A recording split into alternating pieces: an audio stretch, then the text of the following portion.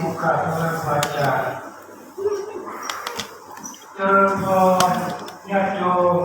ทุกท่านทุกคนวันนี้หลวงตาชื่อปัญญาพุทโธได้แก่นิพพงมาจากวัดท่าจำปาบางสาวใหญ่ตำบลพลสวรรค์อำเภอพลสวรรค์จังหวัดนครพนมได้แก่นิพพงออกจากบ้านเมื่อวันที่25 เดือนมกราคมที่ผ่านมาแล้วมาถึงวันนี้วันที่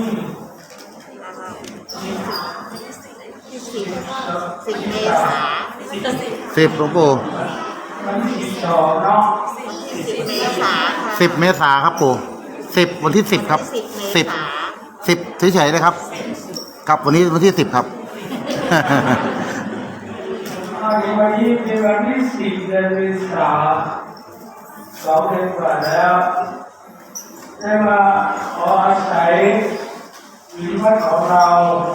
อาศัยห้องน้ำห้องครัวที่หลับที่นอนอาศัยข้าวน้ำโภชนาอาหารจากญาติโยมพรุ่งนี้เช้าด้วยหวังว่าทุกคนคงมาทำบุญใส่บาตรอยู่ที่วัดของเราพรุ่งนี้เช้าเวลา6 โมงเช้าหลวงตาคิดว่าทุกคนที่มาในวันนี้คงมาทำบุญใส่บาตรอยู่ที่วัดของเรากันทุกคนถ้าใครไม่มาหลวงตาจะรับหน้าวัดพรุ่งนี้เช้าก็จะให้ไปเรียนก็รู้จักการทำบุญจากพระนิพนธ์ปีหนึ่งปีคนหนึ่งก็น่าจะไม่เสียเวลาเสียโอกาส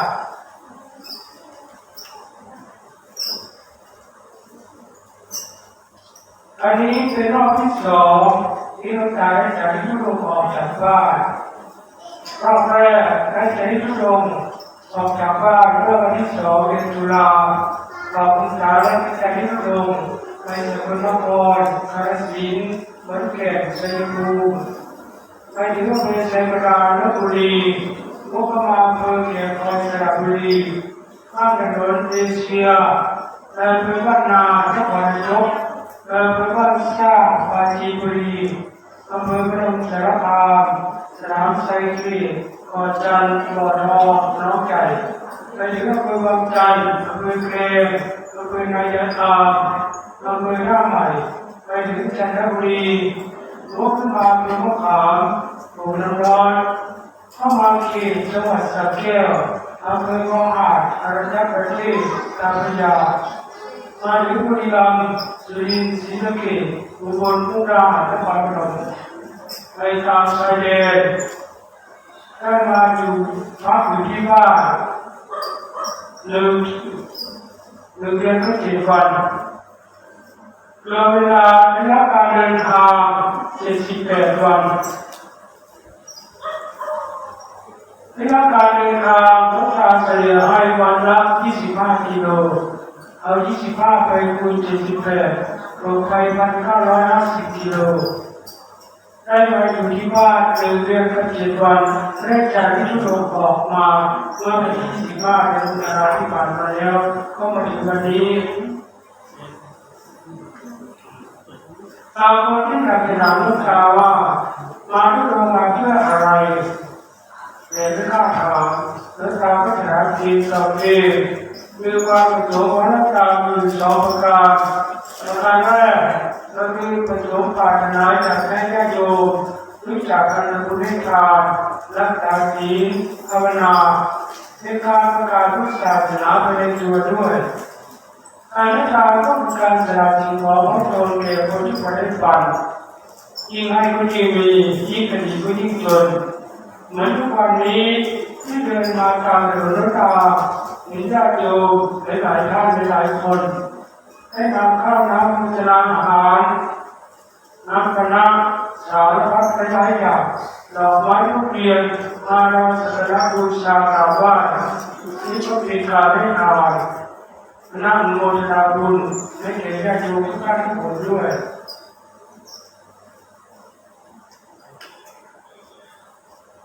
ก บางคนอุ้มลูกเล็กเด็กแดงมานั่งรอตากแดดตากลมเดี๋ยวฝนมาก็มีบางวันแดดก็ร้อนอุ้มลูกเล็กเด็กแดงตัวเล็กๆมานั่งรอน่าอนุโมทนาบุญบางคนเด็กตัวเล็กๆอายุ2-3 ขวบนุ่งขาวมานั่งรอน้ำตาหรือน้ำคณะขนมและรักษาโรคมานั่งรอมานั่งอนุโมทนาเป็นเด็กบางคนคนแก่คนชราคนพิการคนท้องมานั่งรอตากแดดรอทำบุญกับพระธุดงค์มานั่งอนุโมทนาแต่ร้อนแต่รับยามคอยร้อนนั่นจะเปลี่ยนเรียกอะไรถ้าแต่ว่าเปลี่ยนกับไฟแล้วก็ยังไม่เท่าไฟนรกในนรกที่ร้อนกว่านี้หรือไฟร้อนเจ้าหน้าที่เทศบาลเอาวันน้ำใส่น้ำเป็นหลังยาวซอยร้อนไม้อาบน้ำร้อนต้มไข่เอามาดีในชุมชนเนี่ย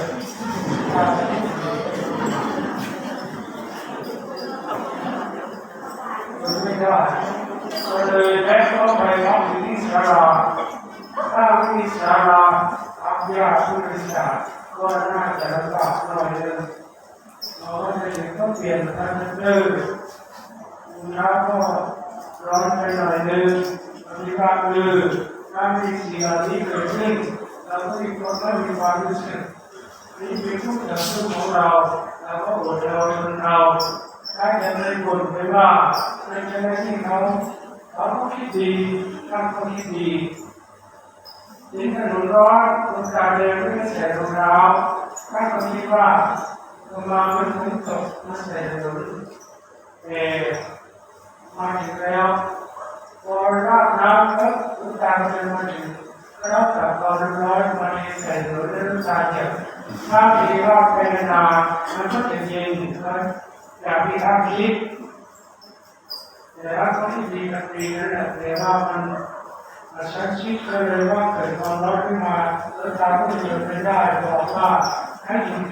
เอาน้ำราดแต่หนึ่งน้ำมาราดแต่แล้วมันเก็บไม่ได้น้ำก็พอตายเลิกแล้วมันเลิกถามว่าใครเป็นคนสั่งนั่นนี่บอกว่าไม่มีใครสั่งท่านทำเองท่านพิจารณาดีการให้ทานบางคนที่ทำกระดาษลูกตาว่าการรักษณะไหนจะได้บุญมากที่สุด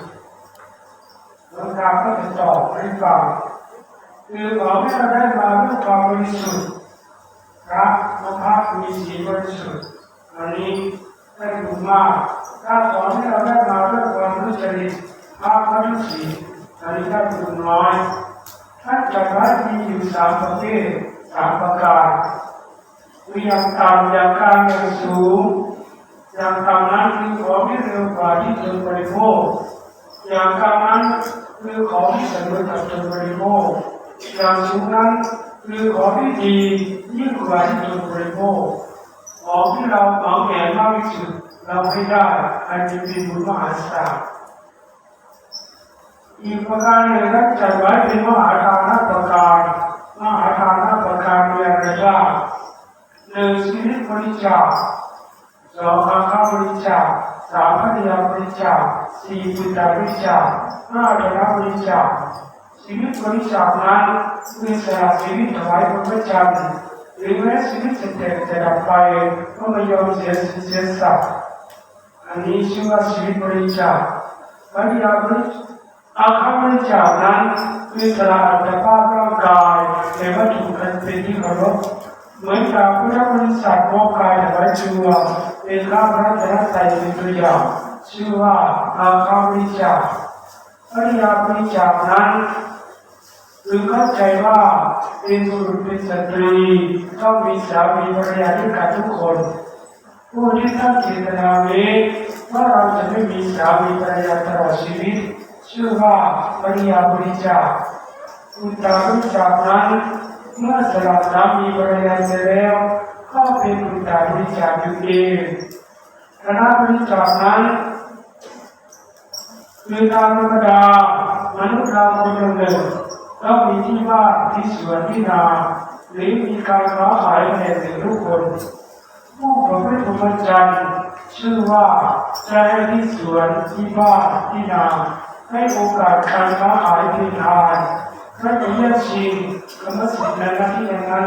ชื่อว่าการรับบริจาคการให้เจตนาทั้งหลายเหล่านี้นับเข้าในมาตรา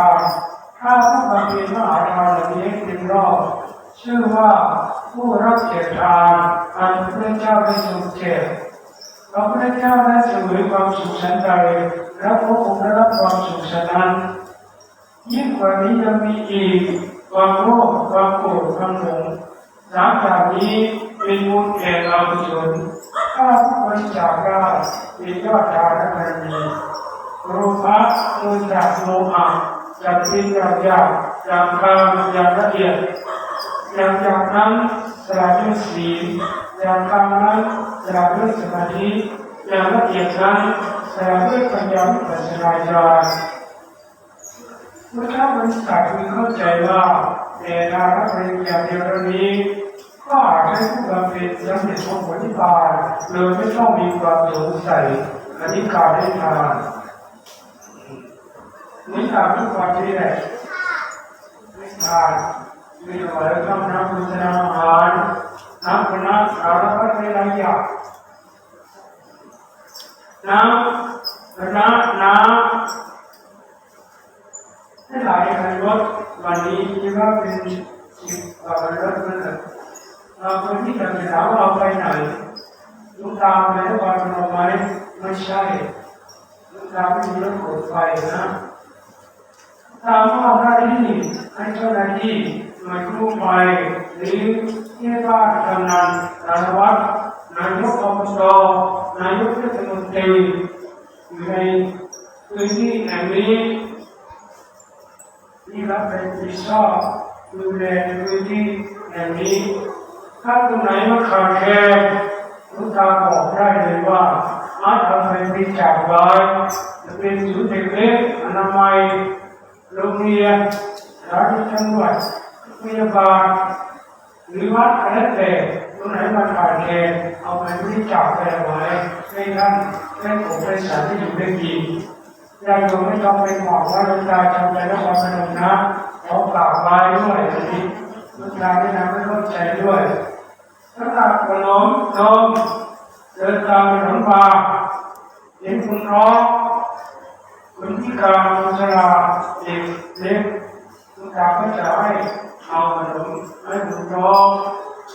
แล้วก็เด็กด้วยก็ลูกตาเห็นว่าเด็กในวันนี้จะเป็นผู้ใหญ่ในวันข้างหน้าบางทีเด็กก็จะเป็นนายกผู้นำของประเทศก็มีเป็นครูเป็นอาจารย์เป็นหมอเป็นพยาบาลเป็นทุกประเภทอาหารก็มีเพราะว่าอนาคตของเขาในเขาเด็กสำหรับเด็กนะว่าในท้องเราก็ต้องถึงเด็กในวันนี้จะเป็นผู้ใหญ่ในวันหน้าสำหรับคนชราคนแก่เราก็ต้องถือข้อมูลของเราอุปมาเหมือนกับพ่อแม่ของเราถ้าเลี้ยงมาแล้วถึงได้เป็นคนได้เดินทางไปถึงปัจจุบันนี้เราก็ไม่ต้องถึงคุณของเราอันนี้คนแก่คนชราหรือแม้เราก็ยังจะเป็นคนแก่คนชราเหมือนท่านนั่นแหละต่อไปก็มีคนประกาศดูแลเราเหมือนกับเราเป็นท่านเราไม่ถือคนแค่มีข้อมูลกับเราเราเป็นทุกท่านอันนี้เป็นคนกตัญญูรู้จักการตอบแทนคุณถ้าคนนั้นกตัญญูแล้วไม่รู้จักอันนี้ถ้าคนพิการหรือคนไม่มีแค่ไม่มีขาข้างอย่างนี้หรือตาเห็นแล้วก็หน้าสังเกตวิจารณ์ก็เอาไม่ไปถ้าเราเป็นลักษณะนั้นเราก็เป็นทุกข์ถ้าคนอื่นมีความเมตตาแล้วก็อนุโมทนาให้ได้อันนี้ก็เหมือนกันถ้าเราให้ไปแล้วค เราก็นึกถึงคุณของเรามาทั้งมีความเมตตาเห็นคนพิการไม่มีมือไม่มีเท้าอย่างนี้คนขาด้วนแขนด้วนตาบอดเราก็มีความเมตตาสงสารมากไปตรงนั้นมีอาชีพแล้วก็เกิดขึ้นมีความเมตตาวิชาวิธีการอุเบกขาอันนี้เกิดแก่เราแน่นอนต่อไปมารักษาศีลคือรักษากายวาจาใจของเราเรียบร้อยรักษาศีลศีลห้าศีลแปดศีล10ศีล227ศีลห้าศีลแปดเป็นของพระว่าของพระราชศีล10เป็นของธรรมเดชศีล227เป็นของพระศีลห้าศีลแปดญาติโยมก็น่าจะรู้กันทุกคนว่ามีอะไรบ้างศีล10สามเณรก็น่าจะรู้ศีล227พระอาจารย์ท่านก็รู้ว่ามีอะไรแต่รักการที่ว่าศีลห้าก็ดีศีลแปดก็ดีศีล240ก็ดีศีล227ก็ดีมันมากไปการรักษาตัวเดียวมันจะง่ายรักษาที่ไหนศีลตัวเดียวมีไหมแล้วการต่อว่าให้รักษาใจตัวเดียวมันจะง่ายกว่าศีลห้าภาวนาต้องได้ข้ามสัตว์ข้ามมือถ้าใจไม่คิดเดี๋ยวข้ามือก็ทำไม่เป็นการนานาถ้าใจขโมยแล้วขอคนอื่นถ้าใจไม่อยากขโมยไม่คิดอยากขโมยแล้วขอคนอื่นมือก็ทำไม่เป็นการมีแล้วไม่ผิดในกรรมถ้าใจไม่คิดไม่อยากทำมือก็ทำไม่เป็นมุสาถ้าไม่พูดเท็จถ้าใจไม่อยากหลอกลวงคนอื่นไม่อยากโกหกคนอื่นปากก็พูดไม่เป็นเวลาถ้าไม่ดื่มน้ำเมาใจไม่อยากดื่มไม่อยากกินหรือแม้จะเป็นเหล้าและโขงเอามาให้เราไม่กินไม่ดื่มอันนี้รักษาใจเดียวมันจะง่ายกว่าท่านมีพุทธภาษิตบัญญัติไว้ว่ามโนภูปาก็มากันมามโนเสถามโนก็ยาคำนั้นหลายมีใจเป็นก่อนมีใจเป็นใหญ่สำเร็จด้วยใจจะทำอะไรก็แล้วแต่ถ้าใจเราถึงแล้วสำเร็จหมดอันนี้ขอรักษาใจเดียวอุปมาเหมือนกับว่าตั้งใจเรียนหนังสือการตั้งใจเรียนถ้าไม่ได้เป็นครูเป็นหมอเป็นพยาบาลเป็นตำรวจเป็นทหารเป็นนายอำเภอเป็นผู้ว่าราชการเป็นนายกเป็นด็อกเตอร์ใจนั้นถึงใจนั้นเอาถ้าคนไหนที่เรียนหนังสือหาที่ก็ไม่พอปากพอร้องอันนี้หมอฝากไว้รักษาใจเดียวมันจะง่ายรักษาศีลก็เหมือนกันถ้าใจเราตั้งมั่นแล้วมันก็เป็นศีลถ้าใจได้เอาแล้วหรือแม้จะมารับจากพระไปจากท่านไปจากวัดนี้ออกไปถึงบ้านแล้วก็ทิ้งท่านมันก็ไม่เกิดประโยชน์อันนี้ศีลห้าก็เป็นการศีลแปดก็เป็นการศีล10ก็เป็นการมารับจากครูบาอาจารย์ไปแล้วไปถึงบ้านแล้วก็วางซะทิ้งซะไม่นึกถึงที่เรารับไปก็เลยไม่เกิดประโยชน์เพราะฉะนั้นแล้วรักษาใจเดียวต่อไปการภาวนาคือการจิตใจของตนนั้นออกใช้สะอาดปราศจากความโลภความโกรธความหลงอันนี้การภาวนาการสมาธิภาวนายิ่งทำก็ยิ่งเจริญยิ่งมีความสุขกายสบายใจเลยคนไข้ก็หายเร็วการภาวนาถ้าไม่เชื่อลองดูอันนี้บางคนถ้าทำไปจนชำนาญแล้วถ้าถือว่าผู้ตายที่มีลมไฟเรียนพระอรหันต์เยอะแยะอันนี้หลายมากที่เราไม่ถือที่เราไม่เราเป็นเหมือนท่านเพราะเราเข้าใจเราไม่ถือใจเราไม่เอาใจเราไม่สู้เพราะกฎหมายก็เลิกลูกท่านเราการหน่อยก็เลิกเองไม่นาเกิดที่หน่อยก็เลิกอันนี้มันต้องไม่เห็นอะไรเพราะฉะนั้นแล้วฝากไว้มีใจนะทำอะไรก็แล้วแต่คำว่าสามข้อนี้ที่เราตามให้วันนี้หลวงตาบอกว่าทุกคนที่มาในวันนี้คงรับเอาธรรมะของหลวงตาให้ในวันนี้กันทุกคนสาธุถ้าทุกคนมีธรรมะสามข้อนี้ ฝังไว้ที่เป็นใจแล้วครอบครัวก็จะไม่เดือดร้อนบ้านเมืองก็จะไม่วุ่นวายประเทศชาติก็จะไม่มีเชื่อหรือเสน่ห์โลกก็จะไม่เดือดร้อนที่มันสับสนวุ่นวายอยู่ทุกวันนี้เพราะมันขาดธรรมะสามข้อนี้จึงได้วุ่นวายกันบางคนว่ามีเมียน้อยบางคนมีผัวน้อยมีหลายมีเยอะเดี๋ยวว่าจะตายเยอะมีลูกสองคนก็แบ่งกันเพราะมันขาดธรรมะสามข้อนี้เพราะไปนอกส่งเงินมาให้เนี่ยอยู่บ้านมาแก้เสียหน้าตาเล็กไม่ถึงปีเอาหัวไปแล้วก็กลับมาเริ่มทำงานขายบ้านขายได้ขายเราใช้นี่เป็นทุกข์ด้วยลูกสองคนก็แบ่งกันเป็นราคาอีกพ่อแม่มีก็มีคุณได้อันนี้เพราะมันขาดธรรมะสามข้อนี้เพราะฉะนั้นแล้วพวกเราฝากธรรมะสามข้อนี้ไว้กับญาติโยมหวังว่าทุกคนจะรับเอากันไว้ไปพิจารณาถ้าให้ไปแล้วไม่ใช่ว่าไม่เชื่อเลยนะให้ไปพิจารณาเสียก่อนถ้าสิ่งไหนว่ามันถูกให้เอาไปใช้แล้วก็จะเกิดประโยชน์แก่ท่านถ้าสิ่งไหนว่ามันผิดมันไม่ถูกให้ทิ้งคำรามวาจาปากอย่าไปใช้อันนี้พวกเราไม่เชื่อเลยนะต่อไปประการที่สองคนที่อยากจะถามลูกสาวว่ามาตรงมาเพื่ออะไรมาเดินรับแขกเอาแขกเอาพอทำไมมาเดินตากแดดทำไมมาเดินให้กระทุกทำไมอยู่บ้านไม่ดีหรือทำไมไม่อยู่บ้านเหมือนท่านที่อื่นท่านน้องตาเห็นว่ามันมีท่าเอาที่เด็กไปอยู่บ้านตื่นเช้ามาฉันเช้าตื่นฉันมีแล้วก็นอนเปิดดูกระทัดเชียงไปด้วยก็มีเล่นหวยด้วยก็มีน้องตาเนี่ยก็อยากอยู่ออกมาตรงนี้สบายตากแดดก็ไม่ร้อนก็ไม่ใจเบากายสบายใจในกายในใจเราไม่รู้มาเพื่ออะไรมาตรงมาเพื่อรับความโลภความโกรธความหลงมาเพื่อความพ้นทุกข์ทุกข์อยู่ที่ไหน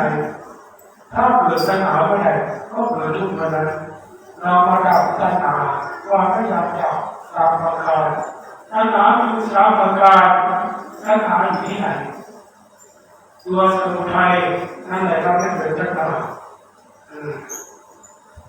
ใครรู้จักอริยสัจสี่บ้างอริยสัจสี่มีอะไรบ้างรูปเป็นใจโลภมากรูปอยู่ไหนกายใจมันได้ยากไม่ไหวชาติมีความเกิดก็เป็นทุกข์ชรามีความแก่ก็เป็นทุกข์มรณะคือความตายก็เป็นทุกข์โศกความโศกก็เป็นทุกข์อันนี้ไม่แต่ทุกข์ทั้งนั้นเลยแล้วสิ่งไหนที่ทำให้เกิดทุกข์เนี่ยตัวสมุทัยนั่นแหละทำให้เกิดทุกข์ตัวปัญหาการจับสามประการนะครับปัญหามีสามประการมีการพัฒนาความไม่อยากจับในสิ่งที่พอใจรักใคร่มีรูปเป็นต้นเขาพัฒนาความอยากเป็นโน่นเป็นนี่อยากเป็นนายกลงสมัครนายกเทศมนตรีสมัครสสจอบตไม่เป็นก็เป็นทุกเดียวเลยอันนี้เพราะความอยากนั้นจับชัดน้ำว่าปัญหาความไม่อยากเป็นโน่นเป็นนี่สิ่งไหนที่เราไม่อยากเป็นคือเป็นโรคไปไม่เจ็บเนี่ยเราจะเป็นคนที่มองตาบอดแล้วไม่เป็นก็เป็นทุกข์กันนะปัญหาสามประการนี้ถ้าคนไหนรับปัญหาได้คนนั้นไม่มีทุกข์จับชัดปัญหาความพยายามจับสามประการอันนี้การดับทุกข์ดับที่ไหนไม่ดับทุกข์ดับที่ไหนดับที่ตาหูจมูกลิ้นกายใจตาหูจมูกลิ้นกายหรืออายตนะภายในอายตนะภายนอกกระทบกันเวลาตาเห็นรูปหูได้ยินเสียงจมูกได้ดมกลิ่นลิ้นได้ลิ้มรสกายได้สัมผัสอันนี้คือตาเห็นรูปสวยก็เกิดปัญหาขึ้นครับถ้าสิ่งไหนที่มันชอบก็รับซะสิ่งไหนที่มันไม่ชอบก็สั่งซะให้ละตัวนี้ให้เห็นแล้วสักแต่ว่าอีกสักแต่ว่า สักเดี๋ยวว่าอันนี้เข้าใจนะหูได้ยินเสียงที่มันร้องก็ชอบเสียงที่มันร้องก็ไม่ชอบอันนี้ได้ยินสักเดี๋ยวว่าได้ยินสักเดี๋ยวว่าสักเดี๋ยวว่าครับหูได้เสียงจมูกได้ลมกินถ้าอีกหอก็ชอบอีกเหม็นก็ไม่ชอบในรับหูได้เสียงสักเดี๋ยวว่ากินหรือได้กินรสอาหารที่มันอร่อยก็ชอบอาหารที่ไม่อร่อยก็ไม่ชอบให้ฉันถือว่ากินอะไรก็เท่ากับกินออกไปเข้าไปแล้วก็เป็นสิ่งปฏิกูลออกมาให้เราเลือกอย่างนี้สักแต่ว่าถ้าคุณจับได้ถ้าคุณปัญญานะการได้สัมผัสคือของที่มันสวยงามหรือเสื้อผ้าตัวนี้ที่มันสวยงามเราก็ชอบกับเราซื้อแพงเท่าไหร่เราซื้อมาใส่ของที่มันไม่ดีก็ชอบถ้าเป็นของเสื้อผ้ามือหนึ่งมือสอง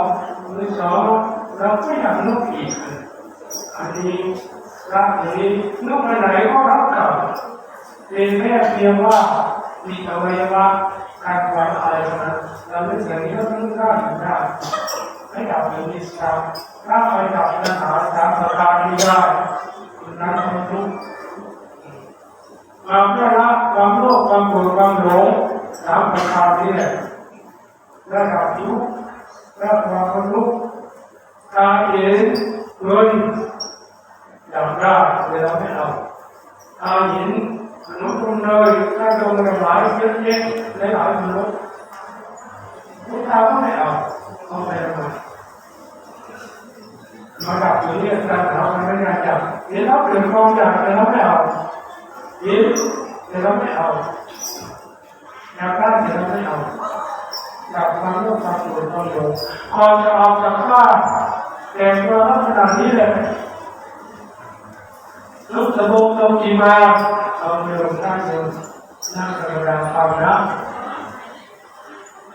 ลุกสะโพกตรงกีมาออกวัดสังฆติมากราบนำพระรูปสามเหมือนทั้งโลสามจบข่าวธรรมดาในที่เราที่หูวัดต่อร่างพระรูปมีอยู่หกข้อมีอะไรบ้างอันนี้ก็ธรรมดาอันนี้ข่าวธรรมวัดต่อร่างพระรูปแล้วก็ต่อร่างบาชามันน่าจะโยมที่มาในนี้ด้วยมีอะไรบ้างมีอยู่หกข้อข้อที่หนึ่งเราไม่ใส่ข้อที่สองการใช้ไม่รับหรือมันไม่เอาข้อที่สามอย่างห้านั่งไม่นั่งหรือไม่ขี่รถข้อที่สี่ฉันอาบน้ำเดียวหรือฉันมือเดียวแล้วก็จบข้อที่ห้าเราไม่มีกฎไม่มีมุ้ง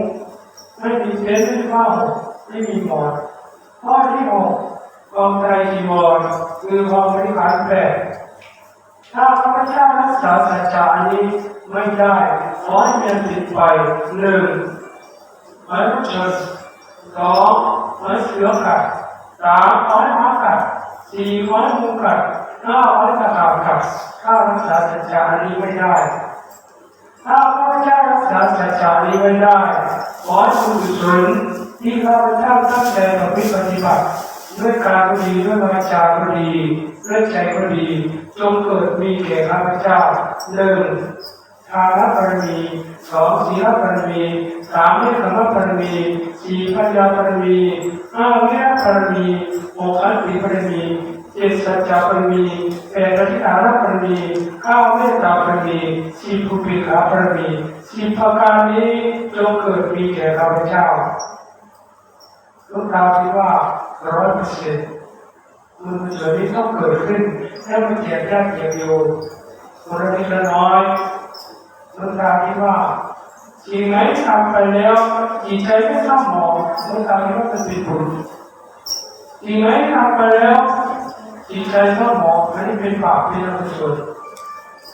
เพราะว่าลูกตาไปมาแล้วเดินตามแดดลูกตามีทุกข์ไหมทุกข์แต่กายแต่ใจไม่ได้ทุกข์เริ่มเปลี่ยนวนมาเปลี่ยนพ่อเปลี่ยนกายแต่ใจเราไม่ได้เปลี่ยนยิ้ม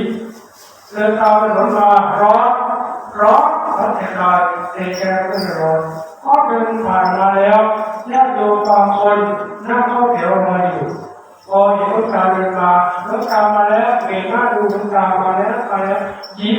หลวงตาหรือแม้จะเหนื่อยจะเมื่อยหลวงตาก็ยิ้มตอบเกือบดีเมื่อบานยิ้มแย้มแจ่มใสกับญาติโยมเด็กตัวเล็กๆเด็กตัวเล็กๆมานั่งรอก็ยิ่งเกือบดีคนพิการคนชรามานั่งรอแต่เราน่าจะรู้ได้เราคนเดียวคนหลายๆคนมานั่งเราคนเดียวเราไว้ของน้ำพนักคือน้ำโภชนาอาหารขนมกำเนยเราไว้ทุกเทียนสักการะบูชาเราคนเดียวมันกุศลที่เกิดอีกขึ้นมาดีน้ำตาล้นในจิตใจของคนไทยหรือแม้จะร้อนน้ำตาก็มีค่าหรือแม้จะเมื่อยไม่เจ็บกายแต่ใจเราไม่ได้ร้อนไม่ได้เมื่อยนี่เป็นบุญกุศลน้ำตาจะว่ามากไปก็จริงน้ำตาจะว่า1,000,000%อันนี้บุญนะเราคนที่ทำเรื่องราวน้ำตาว่าทำไมไม่ใส่รองเท้าน้ำตาก็จะตอบไม่ฟังเพราะน้ำตาเห็นว่าเกิดมาเราไม่ได้แบกรองเท้ามาด้วยเรามาตัวเปล่าแค่ผ้ามาด้วย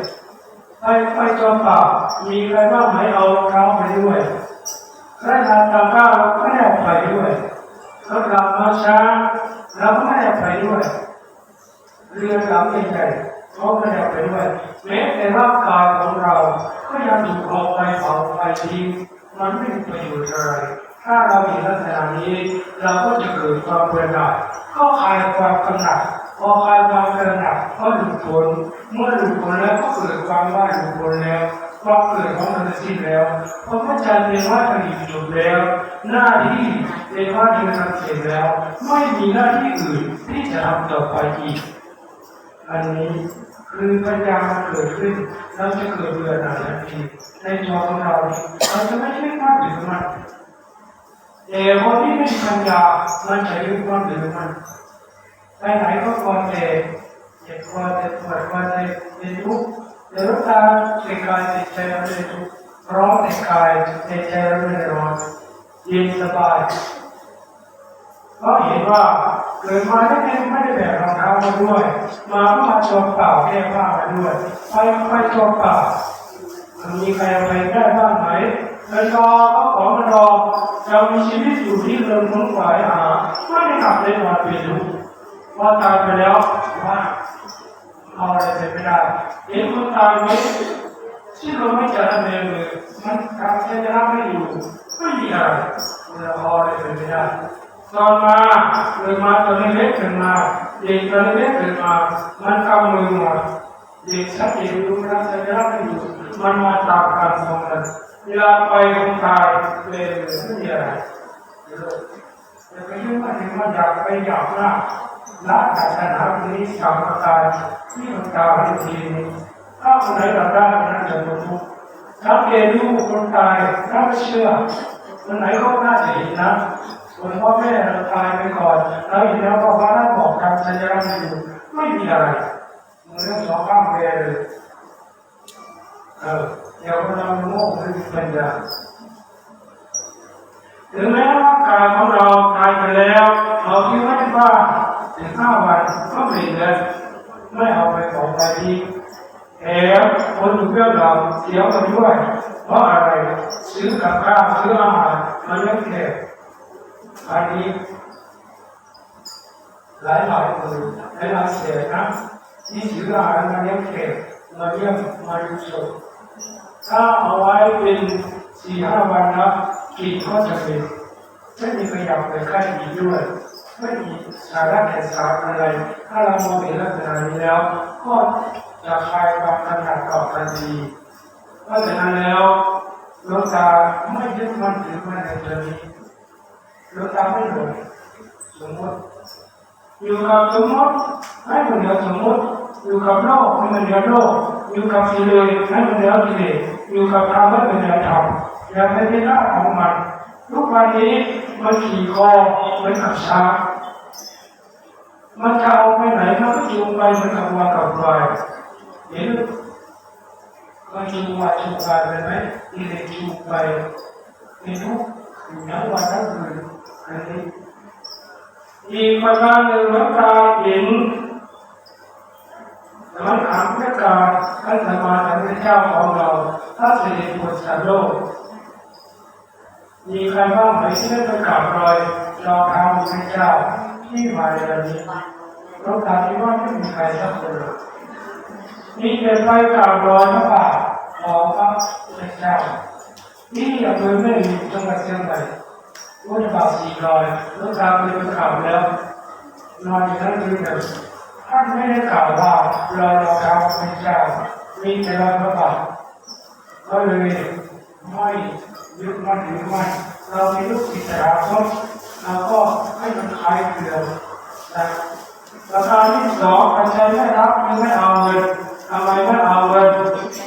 ผู้คนส่วนมากมีการแล้วจับได้แต่ลูกตาไม่เอาไปเอาเงินมาถวายลูกตาเอาข้อที่ข้อมูล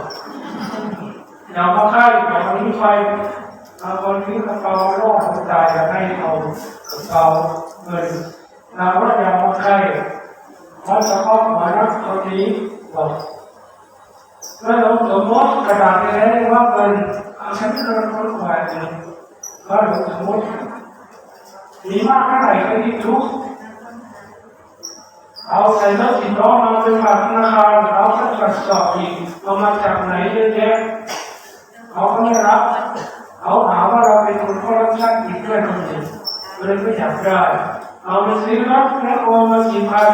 หรือว่าต้องมากี่พันค่าคนงานขับแล้วพอเขาขับจะไม่สูงกับเงินค่าจ้างก็ติดทุกข์เอาผิดมาไม่มีใครรับให้ก็ติดทุกข์เอามากองไว้ในศาลานี้หน้าต่างไม่ปิดก็บางคนอื่นเขาจะมาขโมยเอาเขาไม่ได้หลับเลยนอนก็ติดทุกข์อีกหลับไปก็มาเขาจะมาเชื่อคอเอาอีก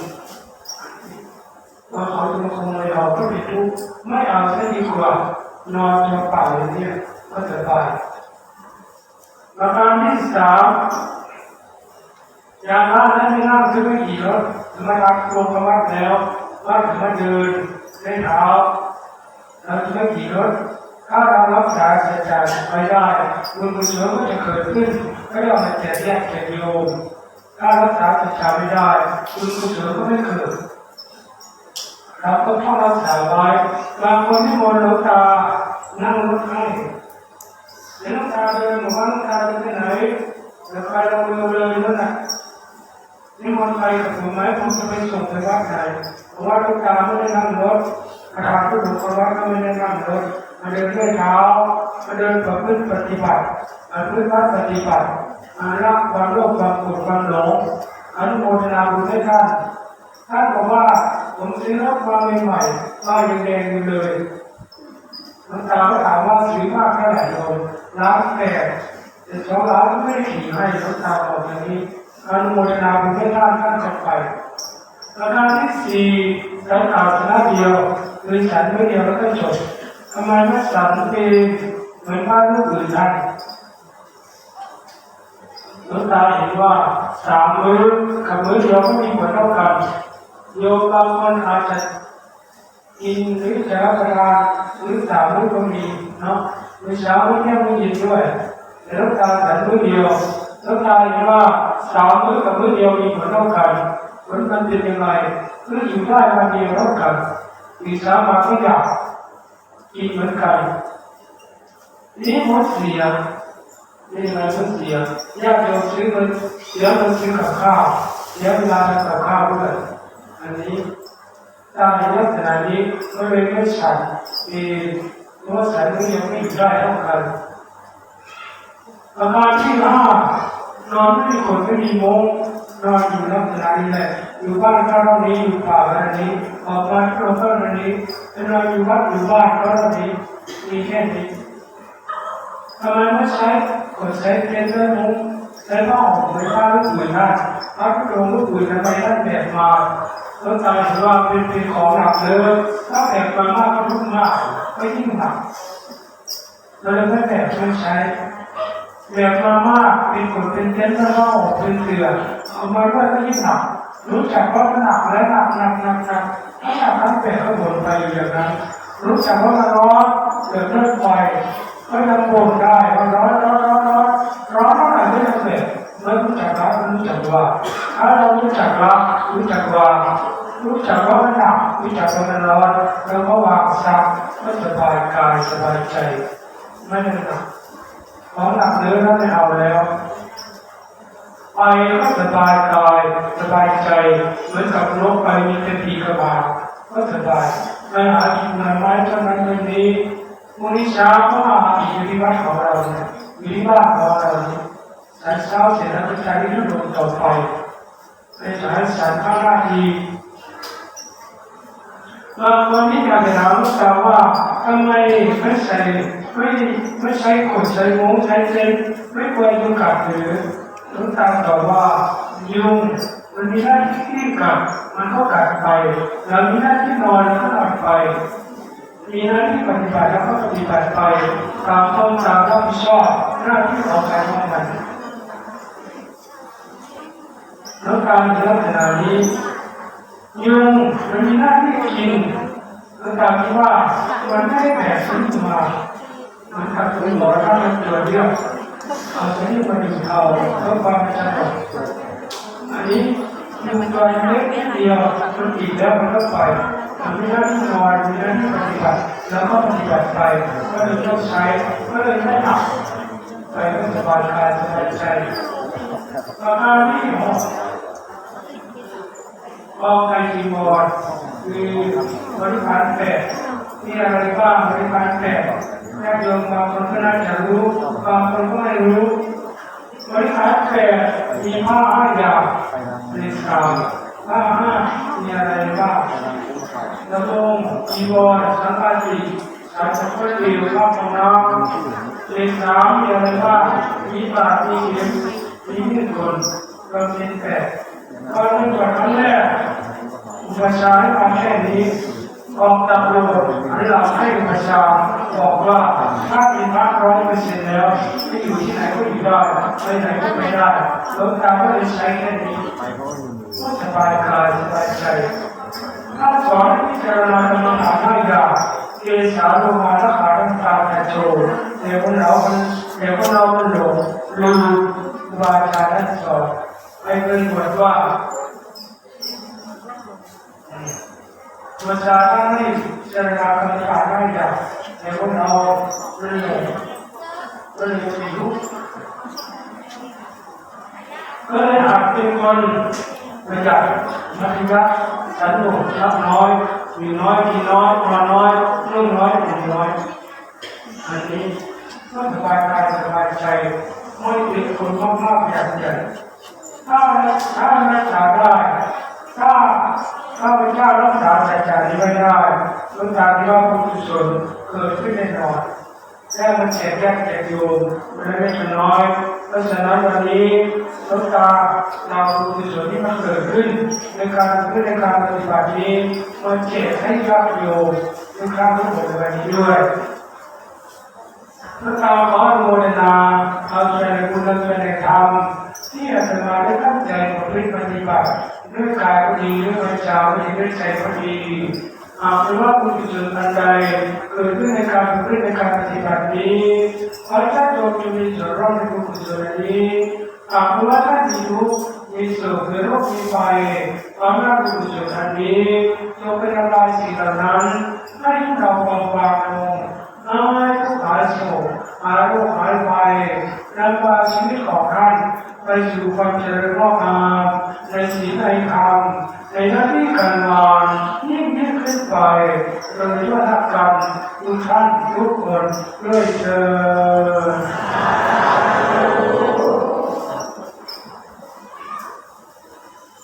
ทังสมาสัมโพภควาพุทธังภควันตังภะเวทิวาคาโตภควตาธัมโมธัมมังนัมสสามิสุปฏิปันโนภควโตสาวกสังโฆสังฆังนามามิจากให้ก่อนนะ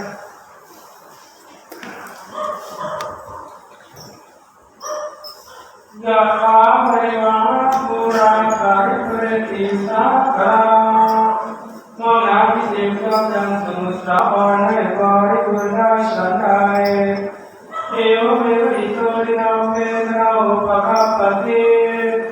การที่ทำอยู่ที่ให้แล้วในโลกนี้ย่อมสำเร็จประโยชน์แก่ผู้ได้โลกนี้ไปแล้วฉะนั้นอิสิตังปฏิตังตุมังขอให้ท่านปฏิญาณปรารถนาแล้วตั้งใจแล้วอิกขมิวสมิสสตุโยสำเร็จโดยสัพพังสัพเพปุเรนตุสังขปาขอความดำริทั้งปวงจงเป็นที่สันโดษกรณสุยถาเหมือนพระจันทร์ในวันเพ็ญมหิโชติลโสยถาเหมือนเทวมณีสว่างสวัยพันธิเตสัพพิติโยวัชชันตุวาจารายพวกจงรักไปสัพพะโรโกยัสสตุโรคพวกของข้าจงหายมาเทพวิปัสสรายโยอันตรายอย่ามีแก่ท่านยุคนี้มีอายุโกวะท่านจะเป็นผู้มีความสุขมีอายุยืนอภิวาทนาสิริสานิจาวุฒาปยายิโนจัตตารุธรรมวัฏันติอายุวันโนสุขังพลังทั้งสี่ประการเกิดอายุวันนาสุขาภละย่อมเจริญเกี่ยวบุคคลผู้มีปกติวัฏฏะมีปกติอ่อนน้อมต่อผู้ใหญ่เป็นนิจอวัตถุสัพพมังคารังขอสัพพมงคลจงมีแก่ท่านพระมัตตุสัพพเทวตาขอเหล่าเทวดาทั้งปวงจงรักษาท่านสัพพะพุทธานุภาเวนะด้วยอนุภาพแห่งพระพุทธเจ้าทั้งปวงสัพพะธรรมานุภาเวนะด้วยอนุภาพแห่งพระธรรมทั้งปวงสัพพะสังฆานุภาเวนะด้วยอนุภาพแห่งพระสงฆ์ทั้งปวงสัพพะโสติภวันตุเตขอความสวัสดีทั้งหลายจงมีแก่ท่านทุกเมื่อเทอญ